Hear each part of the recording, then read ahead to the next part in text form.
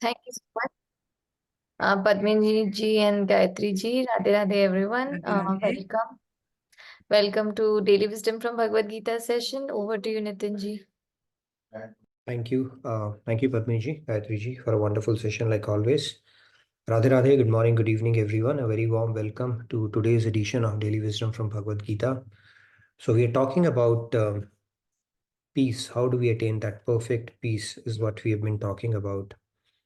And as part of this discussion, a supplemental discussion today, because we'll be wrapping up this shloka today, I wanted to talk a little bit about the siddhis aspect of it. What are these siddhis, the mystic abilities, and what place do these have on the path of spirituality? So we'll try to put it in perspective. The siddhis, the mystic abilities, so to say. So without much ado, let's get started. I'm going to share my screen. We will get started by invoking the blessings of God and Guru, like we always do. We do these sessions every day, Sunday night, 9 p.m. CST, which is 7:30 a.m. IST, to Thursday night, pretty much the entire week. Usually we pick up one verse. It can go on for multiple days, sometimes even for a week. So we go really slow. But the way we cover it is we go back and forth so much that the key concepts, the foundational concepts from a spiritual perspective, they are covered multiple times. And we reiterate the key concepts so that it's never too late for anybody to join these sessions. Okay. And then of course you can fill it the feedback tracker, put in your questions, and I'm more than happy to have an offline conversation with you on some of the fundamental stuff as well. So this is how we conduct these sessions. Let me share my screen. We will get underway by invoking the blessings of God and Guru, and then we'll get started. Gurur Brahma, Gurur Vishnu, Guru Devo Maheshwaraha, Guru Sakshat Parabrahma, Tasmai Shri Guruve Namaha. Vasudeva Sutam Devam Kamsachanuramardanam Devaki Paramanandam Krishnam Vande Jagadgurum. Krishnam Vande Jagadgurum. So this is a prayer. We pay our obeisance to God and Guru.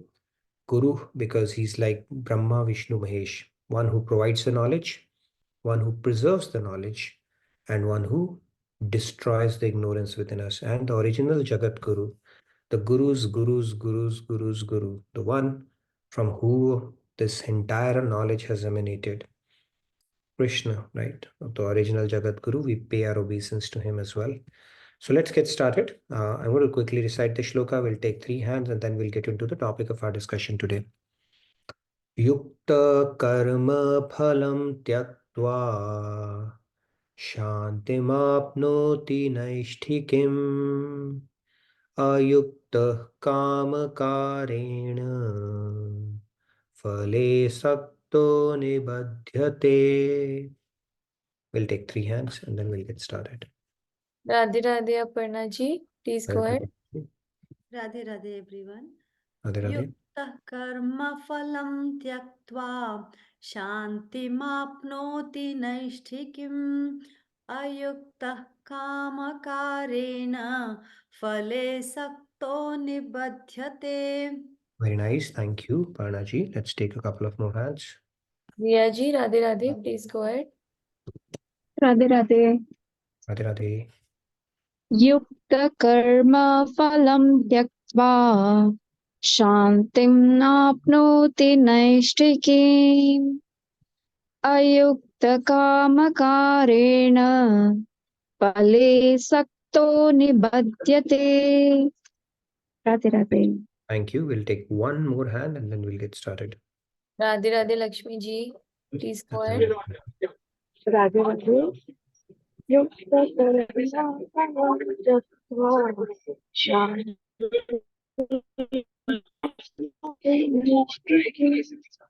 Ayuktakamadari.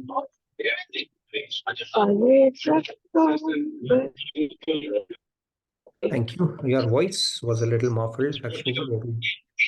Maybe you're probably at a noisy place. Nevertheless, let's get started. In this shloka, Lord is saying that offering the results of all activities to God, the Karam Yogis attain everlasting peace.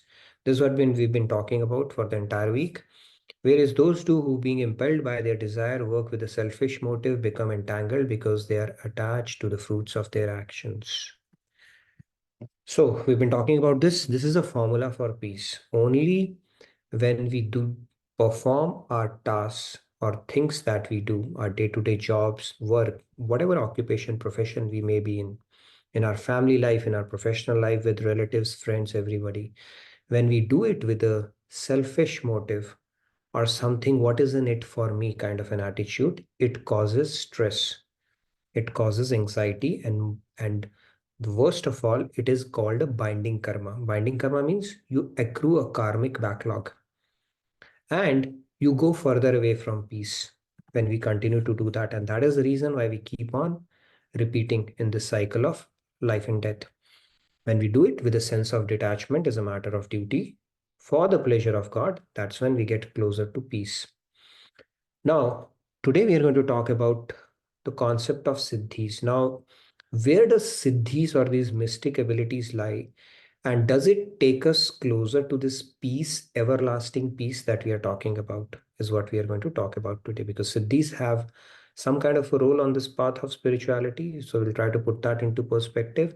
And does it truly take us closer to our spiritual goal or not? We'll try to analyze that. Let's get started.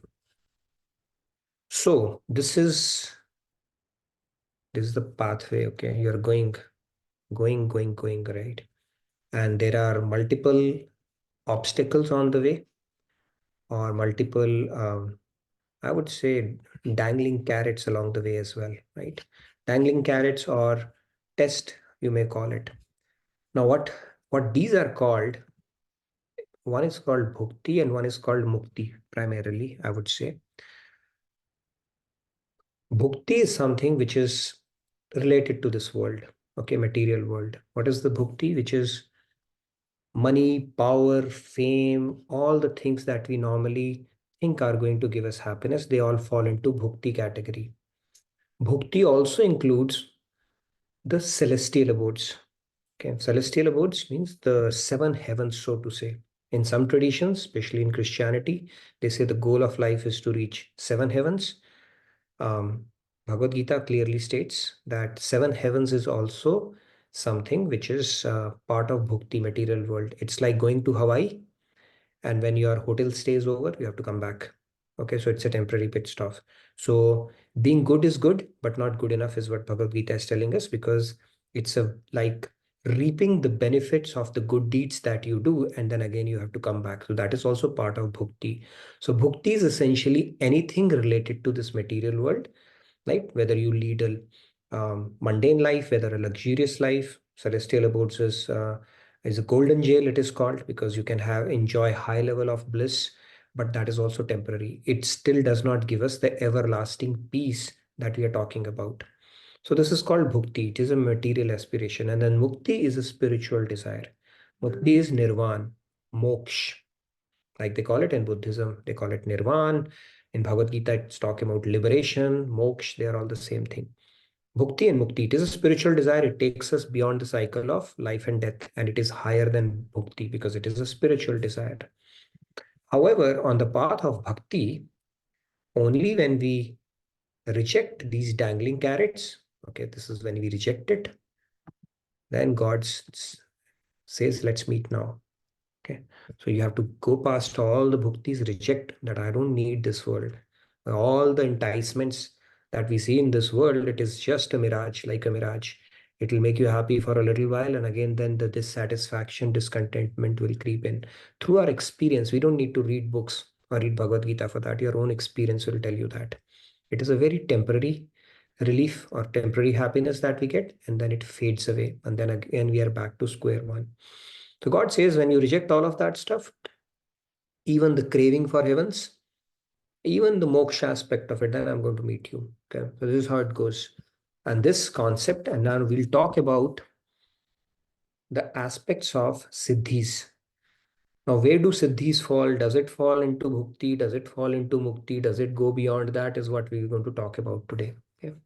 So let's talk about the mystic powers that we generally get very impressed with. Oh my God, some mystic power has, so this person must be closer to God, or maybe God realized, or maybe God himself, right? So let's try to look at it. Our scriptures tell us that siddhi is a Sanskrit word. It means perfection. Perfection means, like for example, when we cook rice, we say rice has become siddh. Siddh means it is cooked. So when you reach perfection in a particular thing, that is what is called siddhi. Now you called siddh purush also. Right? Siddh purush is somebody who is mahapurush, who has become, who's cooked, who's not going to come back to the original state. Once cooked is always cooked, right? You can't make flour out of a cooked puri. Now siddhi is a Sanskrit word. It means a perfection. And attaining a psychic power is called siddhi, but this is limited to attaining a psychic power only. Okay, we are not talking about the ultimate perfection, which is God realization. This is a psychic power. Let's try to understand that. Now, there are many kinds of siddhis which are attainable by human beings like jivatmas, and they can be primarily classified into three categories. What are those three categories? Sattvic siddhis, tamasic siddhi, rajasic siddhis, and tamasic siddhis. Right? Rings bells. We have heard about these things. So let's talk about all the three siddhis. What are these siddhis? So it will start with tamasic siddhis. Tamas siddhi. What is tamas siddhi? Okay, I'll show you a picture which is going to blow the wits out of you. Okay. Okay. You see this? This is called tamasic siddhi. What do these people do who go for tamasic siddhis? Have you heard about Aghori Babas? There's a documentary I think BBC has created. That is how some of these philosophies are portrayed. They pick up on a particular aspect of dharma and then they show that is all there to be known about. So these tamasic siddhis are attained through worship of ghosts. People do love ghosts. They worship spirits, right? We have heard about voodoo, black magic, and all that stuff. Yeah, there's an element of truth there.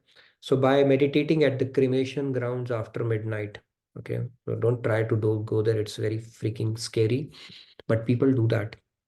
Right? We all have different propensities. Some people get attracted towards that as well. These are tamasic siddhis. What happens in these siddhis? So people get heavily influenced by tamas guna. We have spoken about the tamas guna. Tamas itself is a mode of ignorance. So there are three gunas of material nature. Sattvic, which is called mode of goodness. Rajasic, which is called mode of passion. And then the tamasic, which is called mode of ignorance. So tamas guna is the guna basically, which is synonymous with demonic nature, right? And the people who are predominantly under this guna, they have demonic aptitude and they practice tamas siddhi. They are attained through the worship of ghosts. By meditating at cremation grounds after midnight, siddhi is used to fulfill one's own selfish motive by torturing others. People do that, right? Totka, Tona, Kala Jadoo, Voodoo, all that stuff. These all come in under the tamasic siddhis, and people can actually become siddh. There are ghosts. It's like a perfect match, right? Like the marriage made in heaven. People with evil intent, and then people with those kind of tendency who have rejected their bodies or who are roaming around in that. They can be a match made there as well. That can happen. There are certain rules around it. Um, I don't know about that, to be honest. Okay, so don't ask me too many questions about this stuff. But I'm just telling you, theoretically, this is how it happens. Sunday, you had a question around it? Yeah, I just wanted to. So ghosts are also souls like us, right? Ghosts are souls like us. Pret Yoni is a very miserable existence. Just imagine if you are existing in a subtle body. Subtle body is what is a subtle body? We have three bodies. One is our gross body, this material body. Then we have a subtle body. Subtle body is your mind and senses, which is it is in a subtle form. When does it become active? When you are dreaming. When you are dreaming, your eyes, gross body is sleeping, but then your mind is active and you can see, taste, smell, even though you are all the senses are. That is called subtle body, and that body accompanies the soul lifetime after lifetime. Now, if that body does not get a gross body, the desires are still there. You want to feel, you want to taste, you want to experience, but you don't have a means to experience that through a gross body. So that is called a very miserable existence in spirit or that yoni. Who gets that yoni? One of them is people who reject their body, gross body, which is called suicide. Okay, so that is the worst thing a person can do to themselves. It's a very miserable existence, because then it's like they are put into that as a punishment, and finally they get a gross body, but I don't know how long, after how long. So then ghosts are there. There are stories, I mean, ghosts do exist, but it's not like they can occupy your body and they can possess you and stuff like that. That is taking it a little too far, especially in movies, right? uh, doesn't happen so easily. I mean, you can't have it. And especially if you're a devotee, you don't even have to worry about all these things. And No, if you but do Hanuman Chalisa, Bhoot Pishach Nikat Nahi Aave, right? You know that, so don't have to worry about that. Yeah. Sorry. yeah, but just out of curiosity, so if they are in a miserable existence and they are souls like us, how come they get some energy to do siddhis for They tantric? don't do siddhis. They figure out ways, like tamasic siddhis are where you build a connection with these kind of spirits, right? And enable them, energize them. There are ways, right? Our Vedic scriptures are pretty vast. So people with different propensities. Now, again, if you do that, there is, and what happens with these, right? Now think about it. Those who practice these siddhis after death, they are sent to Narak. It's like digging a pit, even further pit for yourself. So you go to hell to attain for their sins. So it's like the worst thing one can even strive for. So forget about it. Yes, Aparnaji, wanted to ask something?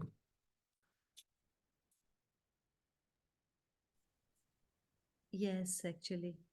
I think they don't have energy. That's why they occupy somebody else's body or something. Actually, I Okay. have seen So this case in my childhood and I was really scared. you got possessed, huh? That's okay. We'll talk No, about not it. me. I'm sorry. No, somebody else in Or our somebody else got possessed. neighborhood. Yes. Okay. So the Maybe it can behavior happen was until very certain weird and conditions. very scary.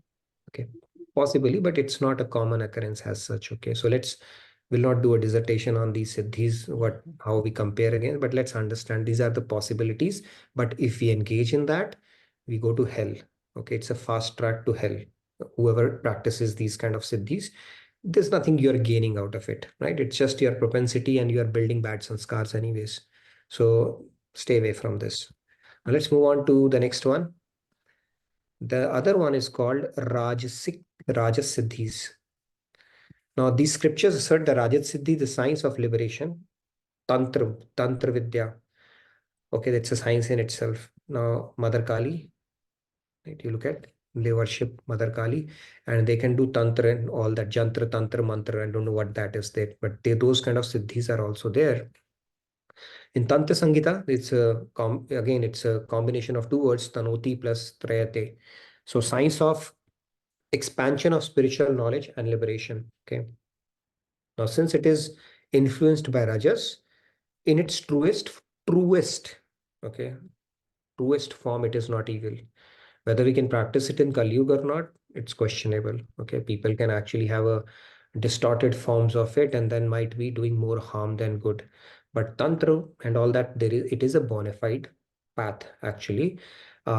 But selfish, impious people, they attain these powers, and instead of using them for spiritual advancement, you could actually use it for spiritual advancement. In truest form, it is not evil. But people use it, they abuse this power for obtaining worldly things for their own benefits. We like to go to Babas who can do some chamatkar, do this, do that. Okay, if they're doing it for advancing something for themselves or for somebody else, then actually we will talk about that as well. But this is actually a bona fide branch of Siddhi as well. Comparatively speaking, Rajas Siddhi is better than Tamasi Siddhi. Okay. In its truest form, it is not evil. But to practice truest form, of course, a lot of things have to fall in place, right? Now, I'll talk about a little bit more about some traditions where people do practice. How do we look at that aspect as well? So we'll talk about that as well. And then we have Sattvic Siddhi. Now, this is an interesting one. If any of one of you has any of these, okay, please raise your hand and explain, okay, how's the experience is. But let's talk about Sattvic Siddhis. It is attained by following the path of yoga and bestowed by celestial gods. Celestial gods, we know, right? They are also material. They are demigods. They're not God himself. There are 8 types of sattvic siddhis. What are those 8 types? You see, so many things can manifest from hand and stuff like that. By the way, there's the book Journey Back Home. The Israeli guy whose quest for spirituality ended in India, Bharat. When he was roaming around in Himalayas, he saw so many people with siddhis, people who are levitating in the ground, right? Who could read the mind and stuff like that. They are all sattvic siddhis. People who can manifest, who are in perfect harmony with material nature, can actually manifest stuff out of their hands and stuff like that as well. Jenny Back Home. It's a very interesting book that talks about it. And for that matter, even Jesus and Guru Nanak Dev and a lot of masters, they have manifested, certain things from time to time to help people out. They don't use it, those siddhis, for the gaining fame, power, or impress people, but they could use it. Sai Baba also, I've heard, they could use it, but occasionally for a specific purpose. Actually, siddhis, as we will see, is not something that you would use as a or as a common practice for that matter. Plus, sometimes the masters, when they come, they cater to the audience at that time. So they may do things which may bring people into the fold of spirituality. And it's a function of Desh, Kal, Niyam, Patra. That means the message that, different masters at different times, they propagate. It's a function of the audience, the time, the times that they are in, the place that they are in, right? So it's a function of a lot of things. So depending upon what the audience is ready for, they will give that message, right? Like, for example, the message of Quran was given to warriors, people who would do petty thefts and even kill people for small things, right? When Jesus came, he was also catering to an audience, and then he gave it in a manner that they were ready for. And when Arjun Krishna dialogue unfolded, it was at a very different level altogether. He was not told to don't be dishonest or don't steal or you have to speak truth. He said, it started at a very different level: soul, reincarnation, science of work, and stuff like that. And similarly, as you progress, Bhagavatam message is even at a higher level. It does not even talk about moksha. It said, leave aside dharma, karma, artha, and moksha. Let's talk about bhakti and the depths of devotion and how you can personally see God and serve him. Those depths are not explained in any tradition or any book at all, right? So really, depending upon what you are ready for, that message is something that God arranges for us to get, or we are born in that kind of a tradition. And this is typically how it unfolds. Now let's talk about these siddhis. These 8 type of siddhis. The first one is anima. It's not arnima, it's anima. Siddhi means it's master to become tinier than the tiniest particle. Okay, you get that siddhi where you can actually become tiny, very tiny. Now, how? I mean, though that is a siddhi, that is the perfection you attain in that siddhi. The second one is laghima. In this, the master, they master the technique to become lighter than cotton. You can become lighter than a cotton. So if you become lighter than a cotton, you can walk on water. It's very easy to do that. Or so many other things you can do. You can become lighter than cotton. That is also a siddhi. Then mahiprapti. This enables, you master to procure anything from anywhere in the entire universe. First of all, you need to know what all you can get, right? But you can procure anything from anywhere in the entire universe. It's pretty cool, isn't it? That kind of a siddhi. Good night. Good night. Choose 1, 2, 3, or 4. Just choose one number. All right, sorry about that. That is also a siddhi our little one has. Okay, when you're in middle of something, will come and okay. So mahiprapti, and then ishitva. Ishitva is a mystic power. It provides the ability to make the impossible possible. Like Yogamaya Shakti, something similar to that. You can even create a new celestial abode. Right, the 7 heavens. You can create a heaven. I think Vishwamitra or one of them had that ability. They could create their own celestial abode. That ability you get in Ishitva. Then Vashitva. It's like you can control anyone and anything and anyone in the world. Spouses would love to have that ability, right, to control to begin with. But yeah, that is a siddhi where you can control anybody. Okay, these are all sattvic siddhis, by the way, bona fide siddhis. Then prakamya. It is like to master to fulfill all the material desires. That is also possible. Okay. And then Kama Vashaita, it enables to fulfill all the resolutions instantly, like you become Satya Sankalp. You make a resolution and it gets done. You think and it gets done, kind of a deal. But you are still playing in the material world. So these are all called Sattvic Siddhis. People do have these abilities. It is quite possible to get that. Our Vedas tell us, the process to attain these as well. And these are special powers, mystic powers people can have. But the key thing here to understand it is, if somebody has these powers, doesn't mean they have become God realized. They are still in the material realm. Yes, Sandhya, you had a question before I move further? So if someone is in trouble, and People use like, it to help them. Okay. sorry, what did you say? And somebody's trying to help them using these siddhis. No, I'm saying if someone is in like some kind of, say, mental trouble, and some help comes out of nowhere, like they kind of sense that you are in need of help. So when you can kind of sense this, is that a siddhi? You are saying basically you have a reason to Not believe you have me. acquired a Not, siddhi. Are you confirming? I am asking about, like, say, for our mentors or our guides, they end up helping See, us when we are in the need of the hour without we being asking from them. it can So happen even without a siddhi. For example, God can inspire somebody, right? God is seated within. So if he has a special devotee who needs to be taken care of and needs some kind of a some kind of a dialogue, then they can inspire right from within. So you don't need a siddhi for that. God can turn the divine key. inspiration is not siddhi, basically, is Divine what I'm. inspiration is not siddhi. It can happen. God can turn a key in somebody, and you won't know why you felt that inspiration. That can certainly happen, but that is not a bona fide siddhi as such. Okay? So these are the siddhis.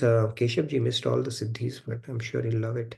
Now the point here is we spoke about tamasic siddhis, rajas siddhis, and sattvic siddhis. These are the three categories. The next question comes is, are sattvic siddhis good to possess or practice? And that is a very natural question that would come. So let's try to understand this as well. Sattvic powers, they may seem wonderful, but they are dangerous for both the possessor and the spectator. For dangers, possessor of siddhis could include the following. Let's look at the dangers, the pitfalls. The possessors of these mystic powers creates uneasiness even in the hearts of the yogis. It can bring in Ashanti.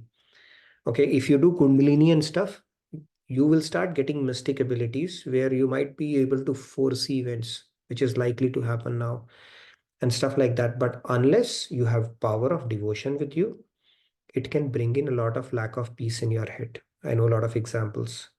Okay, people who have been practicing that, and then finally they start losing. And if it's not practiced properly, they can even derail their spiritual journey completely. Okay, and it can bring in a lot of anxiety and stuff like that. Okay, oh, I came to know this was going to happen, but now I'm not. Now what's happening? How should I get to know? All that stuff will start happening. So it's not a good thing actually to get into this practice of trying to do Kundalini or trying to get some mystic abilities, because how will it help? Right? It's not helpful on the path of spirituality. Then it inflates the ego, eventually leading to a spiritualist downfall. God loves humility. Here you start inflating your ego. I have this power. More importantly, these siddhis diminish with each use and eventually disappear. It's not like an unlimited fund that you have. You gotten the siddhi because you practice certain things, but that doesn't mean you have a blank check for the rest of your life. When you practice it, you use it, it starts diminishing. You're dipping into that fund, and eventually it will finish off. And they're equally harmful for those who see the performance of miracles using these powers or benefit from these. So Maharaji used to say, Chamatkar ko namaskar. Stay away from chamatkars, okay? Although we would like to get impressed by chamatkars, but stay away from that. Why? Because God's laws are God's laws, right? Why would you want somebody to tinker with that? You're plugging one hole and might be opening three more. Something which is in prarabdha, you can delay it, right? But it is inevitable.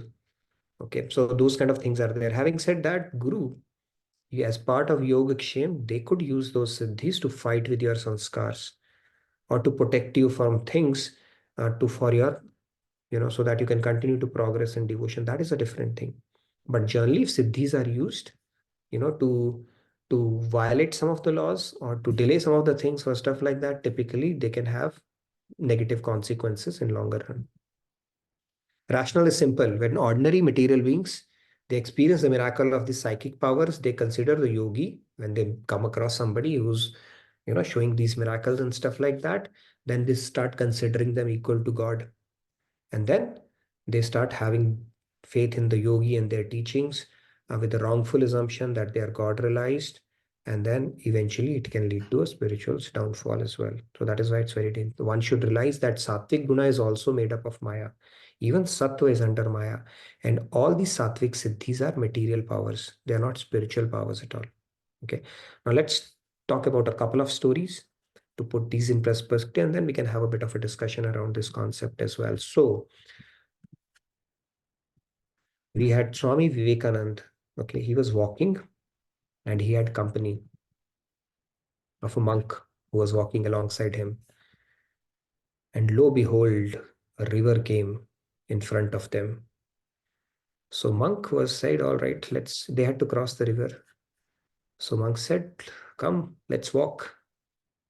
So monk just walked past the river. As you saw how cool it was, he just walked past it. No issues whatsoever. He had siddhi to walk on water. It is also one of the siddhis. Now, what does Swami Vivekanand does? He simply goes, hires a boat and uses the boat to go across the river, pays 2 anna to the boatman and crosses the river. He said, come on, I mean, why didn't you use siddhi to, walk past this river? Why did you have to take a boat? So Vivekanand said, you know what? The siddhi was worth 2 annas. Okay, so this is how a devotee, a person who truly understands the concept of siddhi, looks at siddhi. They would look at siddhi like a vegetarian would look at the fish market. Reject it. Why? Because siddhis are it's one of those dangling carrots God can throw on your way when you start progressing spiritually. If you start having powers, all right, let's see if this guy stops this at this time. If you don't have knowledge, couple of things can happen. First, you may think I've been realized God. Okay, this has started happening, that has started. Second, you may get stuck. You may get pride. You may start using siddhis. You may start having fan following because people think now you have this powers and stuff, and it will eventually derail your journey. So a devotee who has proper understanding, they would refrain from siddhis. Siddhis can follow them, but they keep on rejecting it. Okay, this is the right way of looking at siddhis. So what happens to the devotee? Are they pretty much on their own? Let's look at another story. So Ekanath, I think Ekanath Ji or Namdev Ji, one of the saints, he was again walking and they felt thirsty. So another person was along with him, monk was along with him, and they saw a well. And you see the water? Water is pretty low, right? So how can they drink that? There's no bucket or anything. So this guy, he had siddhi, became very small, went into the well and drank the water. And he looked at it. What do you want to do now? Okay, I have siddhi, so big deal. And this guy, he did not do that. But guess what happens? You see the water? You see the water? Water started rising up. Wasn't it cool? The water rose up all by itself. So what happens is, for a devotee, God becomes a siddhi of a devotee. Now God is at your service. So God becomes your siddhi at that point. And that is the perspective a devotee always have. They don't look at siddhi at all, simply reject it. Okay. So this is what we need to understand about siddhi. Maharaj Ji had a lot. I mean, there's a beautiful, interesting story when he was going through the forest. There was a person who was a Siddh Purush who was meditating for so many years there, and nobody would come in his aura, or for that matter, a certain radius. And when Maharaj Ji went there, maybe he had some plan in his mind. So he went there, and this guy came to know that somebody has come in my territory, although he was sitting inside. So when he came to know, then Maharaj Ji, he could, through his mystic powers, he could gather all the ferocious animals to scare anybody away. So he gathered all those animals. They came. The Maharajji did like this, and they were all calm. They just sat down. And then he came out and he became huge. This Laghima we spoke about, Siddhi that enables you to become huge. So Maharajji said, what is this jokery you're doing? He did like this. He came back to his original shape. Then he started throwing water and stuff like that. Maharajji just neutralized everything. So he was realizing nothing that I am doing is working against him. Then he did a telepathy to his master who was there in the mountain somewhere. And he said, what's going on? My powers are just not working. He said, he's your father's father. Just go and bow down in front of him. Don't even try all that stuff with him. And then he came down and finally, Maharajji said, now you do devotion. All these siddhis and mystic powers will not take you anywhere. And then finally he became a devotee as well. And that was probably the reason Maharajji went and met with him, because it was time to resurrect his spiritual journey. So siddhis don't take us very far. We need to stay away from them and not get impressed with people who demonstrate a lot of siddhis or mystic powers. That doesn't mean they're God realized. Doesn't mean that God realized people cannot show that occasionally, but that's would normally be an exception than a norm. Maharaj used to say, Chamatkar ko namaskar, because then you are getting impressed by the Siddhi, not the building that relationship that is needed with the Guru to progress on the path of spirituality. With that, I'll take a quick pause. Any questions on what we have spoken about? Secondly, it does not take you close to that peace that we are talking about. It can bring in a lot of Ashanti in your life as well. Okay, I'll take a pause now and take any questions that you may have. 2 questions in the chat. One was, is telepathy Siddhi?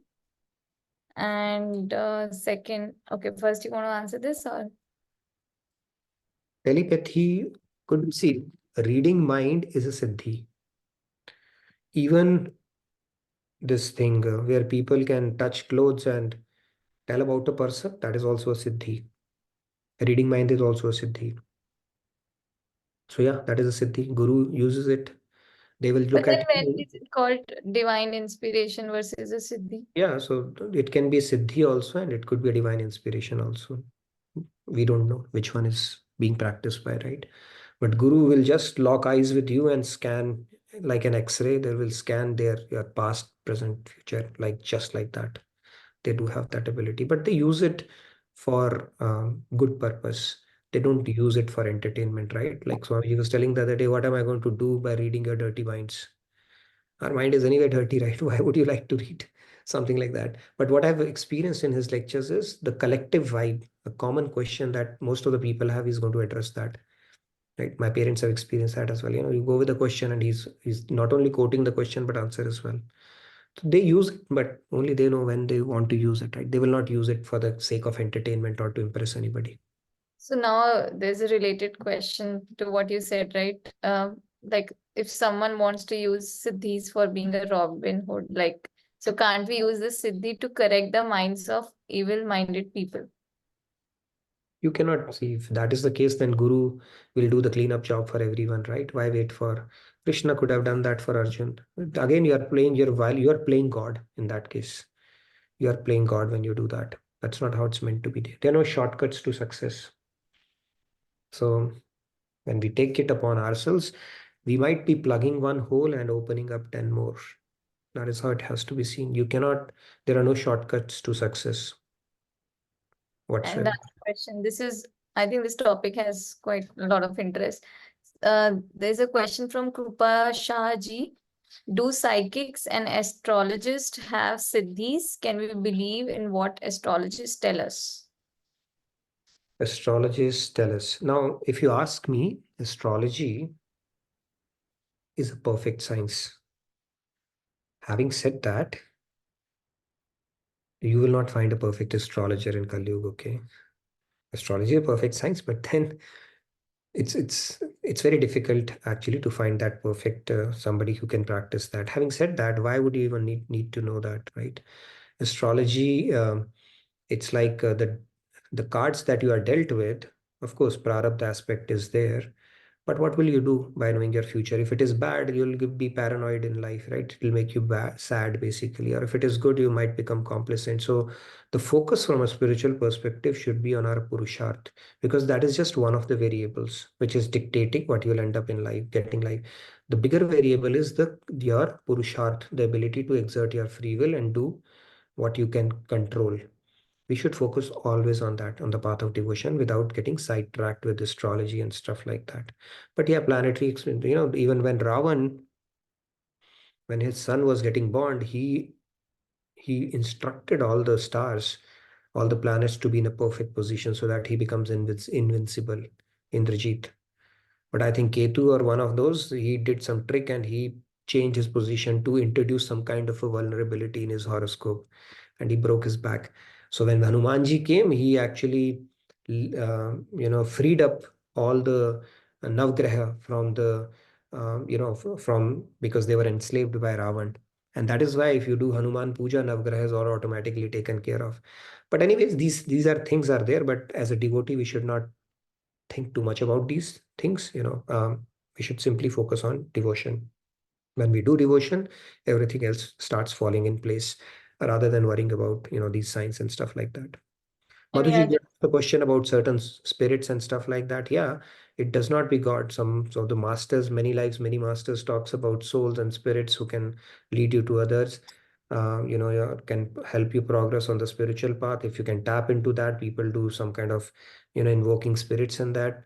I don't have much idea about that, but yeah, there's a possibility to build connection with them. And if somebody can help you on the spiritual journey, I don't know if that's a good path to take or not. But many lives, many masters talks about that, right? Um, I don't have enough information or knowledge on that topic, to be honest. I would say if you are on the path of devotion, let's keep it simple. Let's do Radhe Radhe, Sitaram, Jai Siya Ram. That is the biggest siddhi one can have. If you can do that mantra siddhi, if you see, the best thing that a devotee can do is to make their Ishtadev as their default setting. That means even when you can sleepwalk their name, or whenever you wake up, that thing is reverberating in your heart. If you can reach that situation, there cannot be any better siddhi than that. Okay, if there is any siddhi to be claimed, we should do that. God's name is reverberating throughout our body at all the times. And that would be a great siddhi to have. Rest all is, I mean, it's like good info to know that, but we should not really crave for it or take it too seriously. Just reject it. Yes, Madhuji, you wanted to ask something? that's a beautiful point, actually. Swamiji said, right? Tattoo your mind with the God. Color your mind, yeah. Tattoo your mind with God's name, as opposed to thinking of tattooing our body or yeah. That's Yeah. true. And actually, just quickly, Monica D had also sent a comment that those people who need material happiness go to astrologers. So bhakti seekers will go to astrologers, but bhakti seekers will not. Yeah, and if you have siddhis, you might have acquired siddhis um, because of your previous lifetime, right? Especially if you have done Kundalini Jagaran and stuff like that, you are into those practices, you might have inherited it. But when you do devotion, it'll all get neutralized and get set in perspective. Devotion is the only mantra for that. Some people are born with that. For them, they just need to close their eyes and they start, their body starts shaking. Those kind of things, if you are experiencing, any of you, or you start picking up the vibes, or you start seeing things, premonition and stuff like that, devotion is the Ramban for everything. Devotion will just settle everything down, because now you're taking refuge of God as opposed to entrenching yourself further in these siddhis and these kind of mystic powers. Devotion is the key. Just do devotion, everything will fall in place. Yes, Madhuji, Radhe Radhe. Yes, Madhuji. Radhe Radhe, everybody. My question is, like many people have these psychic abilities. They call themselves as mediums, and maybe they are also practicing devotion, and they claim that they connect to um, the souls, and they solve the problems of the people who are on earth. Like, suppose I want to connect to somebody whom I have lost, then they will help me connect to them. So I understand my problem that, okay, I am on earth and I am seeking that. But and they also take some money for that. And because they have that ability, they are doing seva in one way. So could it be considered as seva to God or to themselves? Like how to put it in that perspective, or it is about their choice? They're exercising their free will. I mean, Let's apply some simple thumb rule around it. Is that practice helping you develop devotion for God? If the answer is yes, yes, they are doing a great seva for God. If that practice is taking your mind more to worldly things, right? Okay, I need to know about that, relative of mine whom I really dearly loved, or that relationship that never fructified, whatever that. If it's going to take your mind to all these things and they're facilitating, I don't see it as a save at all. They are giving you more poison. We want to take our mind away from world to God. If they're facilitating that practice, sure, it is a seva. If they are not, I don't think they're doing a favor to anybody. It's like giving more poison to somebody and making money out of it, and then under the garb of doing seva. I don't see that as a seva at all. Only thing that takes your mind to God is actually a true seva. Other than that, giving more of the world is not a seva in any way, I would say. They may have the ability, I don't know. Um, but or then there are nobody else can do homework for somebody else. It's not like somebody can get into your mind and clean it for you. If that was the case, God and Guru would be the first people to do that for you. That doesn't solve the purpose, right? So basically, the key message, if you ask me, is to stay away from these mystic things and getting impressed by that. Simple thing is we have to cleanse ourselves, increase our love and faith for God, and everything will fall in place. That's the simple thing. And there are no shortcuts for success. We have to improve, we have to become better, and we have to become selfless. Anything that helps you do that, go for it. If anything that takes your mind away from it, it's like, again, an spiritual entertainment that we are doing, nothing more. So, like, can we think in this manner that even if I am taking money for being a medium, if I have to do for as a seva to God, that attitude should be there. That is what you are saying. True, but then when you are doing it for somebody, am I helping them to take their mind to God, increase their surrender, increase their love, increase their faith, or am I giving them more world and more incentive, or taking their mind more further deep into the world and worldly things and worldly relationships? That itself should answer the question. See, Maharaj ji simplified it so much for us. Anything that we do, if it takes our mind to God or it increases our love and faith and surrender for Him, sure, it's a great practice. Anything other than that is not.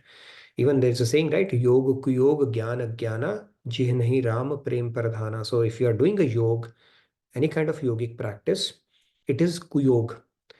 And if any kind of knowledge that you are gaining is not proper knowledge until it leads you to develop love and faith for God. Simple rule. If you simply apply this rule, anything that you do, you can question that, you'll get an answer around it. Okay, hope that, but yeah, I'm glad you asked that. It's a very common question, and especially in India, I see people go to, somebody has got mata, somebody has got chonki, they're going to put an answer, they're going to answer this question, and all that stuff happens a lot. End of the day, what are we going to gain out of it? Okay. Yes, Manoranjan ji, you wanted to add something? Radhe Radhe Manoranjan ji, please go ahead. Yeah, Radhe Radhe. Actually, I like to thank Nitin for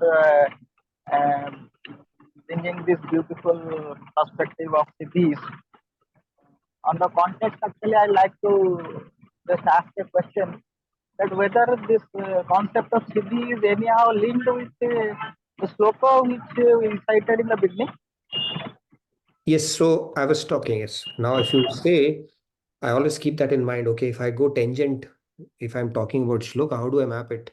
So glad you asked it. Yes, it does, because in the shloka, we have been talking about the concept of peace, right? And then this practice, does it take us close to peace, everlasting peace? The answer is no. It is not karma. So this is how I would map it back to the shloka, because it is not definitely not contributing or helping us take a step closer to that everlasting peace that Lord Krishna is talking about here. I hope that answers your Yeah, question. just before going ahead, just 1 minute perspective on this. Sant Kabir is saying that जंत्र मंत्र सब झूठ है, जंत्र मंत्र सब झूठ है, मत फिरो जग माही, हार शब्द जाने बिना कागा हंस न होय. The beautiful concept is just by Sant Kabir. Sant Kabir is saying that it is ideal not to run after siddhis. Yes, siddhis are there, but should not run after it, because you get siddhis by default. If you are getting it by default, then why to run after them? How Very do you true. get it by default? If you do bhakti, if you have an inquisitive mind and you are in the path of devotion, then they will attract and automatically get added. So True. the Sar Sapta is bhakti. So let Yes. us all engage in bhakti. Thank you. Yeah, Manoranjan ji, fair point.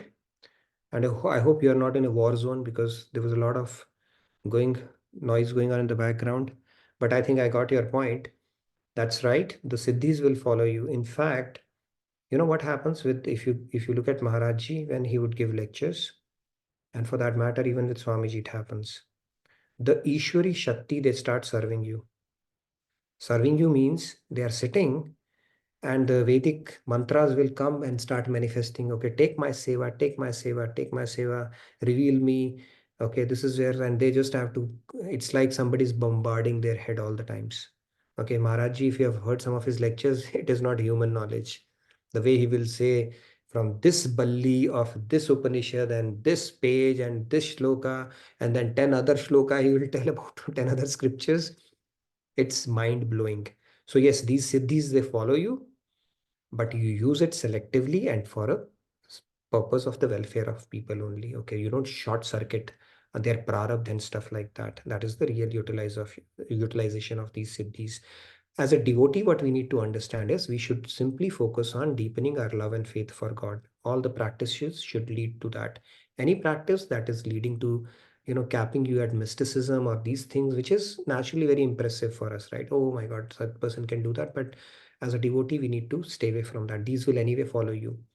Okay, siddhis are a byproduct of your progress on this path. But as a devotee, having this knowledge will keep you focused and not lead your path astray. Some people go astray when they don't have a knowledge and they get a siddhi. They are like, okay, I'm going to go bonkers in this world. So at least that will not happen. So chamatkar ko namaskar, and then stay focused on deepening and strengthening our love and devotion towards God. That is the key message. Yes, Sandhya? Yeah, so like you were mentioning this, that Maharaji and Swamiji Siddhis kind of follow them in some sense, and for the welfare of all the souls, right? So I remember, like, weather related, many times such things have happened. Even we have experienced, right, in retreats and many such gatherings. And a similar thing Aparna ji has mentioned in a comment.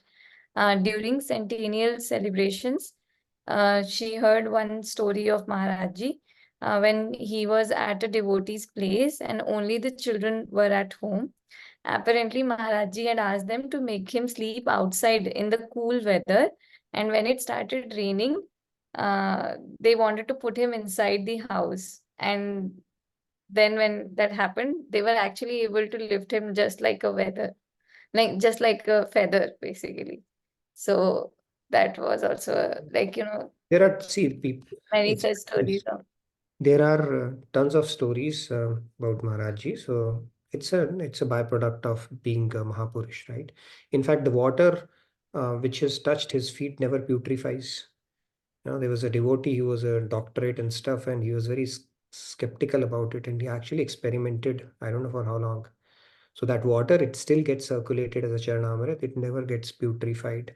And there are tons of other stories around it as well, right? Where he would just That river appear, story take also, care right? of things, and then he will vanish, kind of a thing. It would happen, but he would always stay away from a public display of siddhis as well. In fact, once he was doing a satsang and Godavari started swelling up. And he put a line that Godavari, I'll see to you if you come, cross this line. It never crossed that. Anyway, he was a Mahapurush. So Siddhis is not a big deal. The key message for us as devotees is Siddhis, Mahapurush, it follows Mahapurush, but then they will usually not do a public display of it. And we should not get impressed by people who do a lot of mistake things, thinking they are godalized. Not to suggest they are not godalized, they may be, but typically people shy away from doing public display of that, and they don't try to short circuit your prarabdha and stuff like that. They would give you more of what you truly need, for your spiritual growth, as opposed to giving you more of the world and worldly enticements through their siddhis. Then it is like going against the very principle of spirituality. We can ask them, right? People who give worldly allurements through siddhis, we can ask them, why did you reject the world?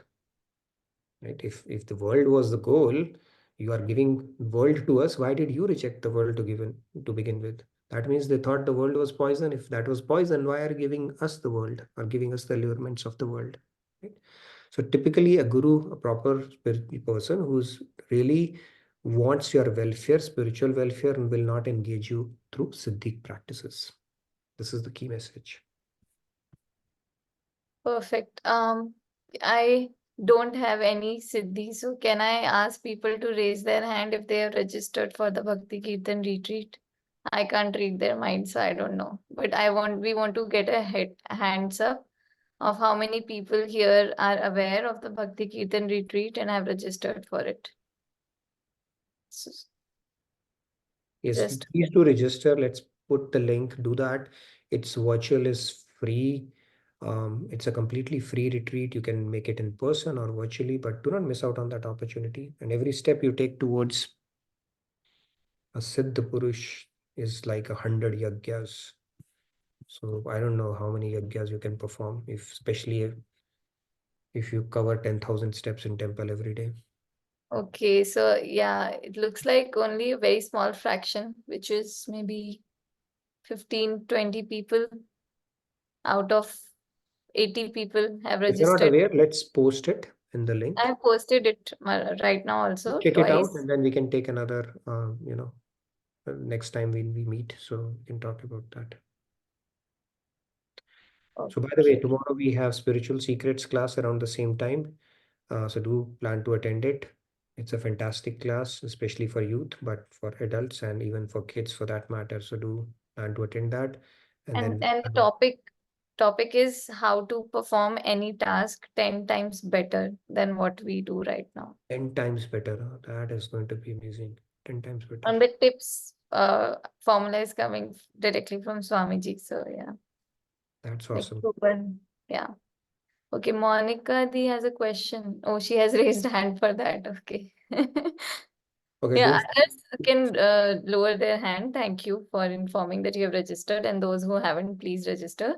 And right. Radha Monica D, yeah. And Radhe.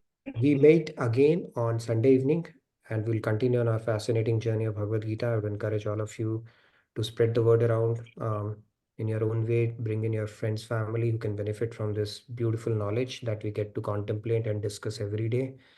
We meet again on Sunday, and our schedule is Sunday to Thursday for those who might be joining for the first time. Yes, Monica ji, please go ahead. So, Radha Radha, everybody. Nitinji, not sure if this is the right platform, but then since we were talking so much about Maharaji, Maharaji already knows the souls that visit Radha Krishna temple, right? He's connected in some way, and also Yeah. Swamiji is one of the tasks given by Maharaji is get those souls back to him, right? Is that true? I've heard this story that Swamiji was specifically, he's one of his senior disciples, Pracharaks, right? And he probably had the foresight to know that eventually he will be preaching in US.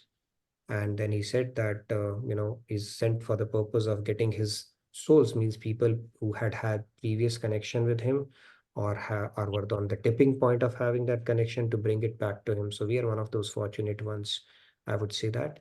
But since Maharaji had a Kripa avatar, we don't know who all he can take in his ambit, right? So let's make the most of this opportunity, I would say. But yeah, I've heard this story as well. Go and bring my souls back, back to me. And we got picked up in the process, so we should make the most of it. Yes, so I just wanted to reiterate that to everybody who's here. So let's make the most out of it. Mhm. Thank you for asking that. Thank you. All Beautiful. right, any other questions? I see three more, two Okay, real more. quick, we can take and then maybe a couple of chantings for Bhakti Shatak. We couldn't do it yesterday, and then we'll wrap it up on time today. Yes, Aparna ji, Anitaji, you wanted to say something? Aparna ji, Radhe Radhe. No, sorry. Actually, it was for the Oh, this okay. thing, No Bhakti worries. retreat. Yeah. No worries. Awesome. Glad that you registered. Anita ji, Radhe Radhe. Same thing maybe? Yeah. Okay. Yeah, Radhe Radhe. Yeah. Okay, Okay. thank you. All right. So we typically do 3 segments in our, first we do the soul soup segment. We did not do it today, which is where we are doing the mind management series. We pick up a nugget on how to manage our mind better, which is based from Swamiji's teachings and the books that he has written. Then we do our Bhagavad Gita presentation. Towards the end, it's a dessert we preserve for doing a bit of chanting. And Bhakti Shatak is our topic, that recitations, chanting we are doing. So let's take maybe 2 or 3 hands and then we'll wrap it up. Break for the weekend. Go ahead, Sandhya. You can probably do the first. सब साधन जनु देह सम रूप ध्यान जनु प्राण राधे राधे खात गीध अरु स्वान जनु कामादिक शव मान राधे राधे जय Radhe Krishna Radhe Radhe Radhe Krishna Radhe. Very nice. Thank you, Sandhya. So this is a beautiful verse from Bhakti Shatak, which is pretty much the distillation of all the scriptures, a cream of all the scripture that Maharaj Ji has presented to us, Brajras as well. So it says all the means of sadhana like the body, while Roop Dhyan, the meditation on the divine form of God, is the life air. And as a body without life is eaten by dogs and vultures, similarly sadhana without Roop Dhyan is eaten by lust greed. Very powerful statement. That means there's no substitute for Roop Dhyan, regardless of what practice you're doing. Let's take 2 more hands. I see Payalji after a while. Payalji, I hope you've been attending all the sessions in a mute and incognito mode. Huh? All right, go ahead, please. Radhe Radhe Payalji. Good to Welcome. see you. Radhe Radhe. Thank you. Thank you so much. I've been attending these sessions. It's just that I was in mode of shifting and all. We have we have shifted to a new place. So that's why I was keep little busy. Yeah. Okay. सब साधन जनु देह सम रूप ध्यान जनु प्राण राधे राधे खात गीध अरु स्वान जनु कामादिक शव मान राधे राधे श्री राधे कृष्ण राधे कृष्ण राधे जय Shri Radhe. Jai Shri Radhe. Thank you so much, Payalji. Go ahead, Aparna ji. Yes, Radhe Radhe Aparna ji. Radhe Radhe. सब साधन जनु देह सम रूप ध्यान जनु प्राण राधे राधे खात गीध अरु स्वान जनु कामादिक शवमान राधे राधे जय Radhe Krishna Radhe Radhe Radhe Krishna Radhe. All the means of sadhana are like the body, while Roop Dhyan is the life air. As a body without life air is eaten by dogs and vultures, similarly sadhana without Roop Dhyan is eaten by lust, greed, etc. Thank you. Thank you, Aparna ji. And I would encourage you to fill out the feedback tracker, all of you, if you have any questions that we could not discuss today, or even otherwise, anything that resonated with you. It's always good to know that how we could utilize it to, improvise, embellish, fine tune our sessions based on the feedback that you provide. So please take out a moment to fill it up. Yes, Riya ji, last one for the day, and then we'll wrap up the session. Radhe Radhe Riya ji, please go ahead. Radhe Radhe. Radhe. सब साधना चनु देह सम रूप ध्यान जनु प्राण राधे राधे खात गीत अरु स्वान जनु कामादिक शवमान राधे राधे जय Radhe Krishna Radhe Radhe Radhe Krishna Radhe. Very All nice. the Thank means you. of sadhana are like the body, while Rup Dhyan, meditation on the divine form of God, is a life air. As a body without life airs is eaten by dogs and vultures. Similarly, sadhana without Rup Dhyan is eaten by lust, greed, etc. So true. Radhe Radhe. Thank you, Riyaji. I think we can simply recite it. English one can do, and rest can simply recite it. So, but thank you very much, Riyaji. And thank you everybody for your enthusiastic and engaging participation. You certainly make my day every day. So thank you for that. And I look forward to seeing you on Sunday. Have a blessed rest of your day and rest of your evening, and a great weekend ahead as well. Ram Navami is next week. Okay, sorry. I don't want to confuse you. So Radhe Radhe, good night, good day from my side. Thank you, everyone. Yes, Radhe Radhe, thank you. See you all tomorrow if you can in the next class. And yeah, I mean the spiritual secrets class. Yes, Radhe Radhe. Radhe Radhe.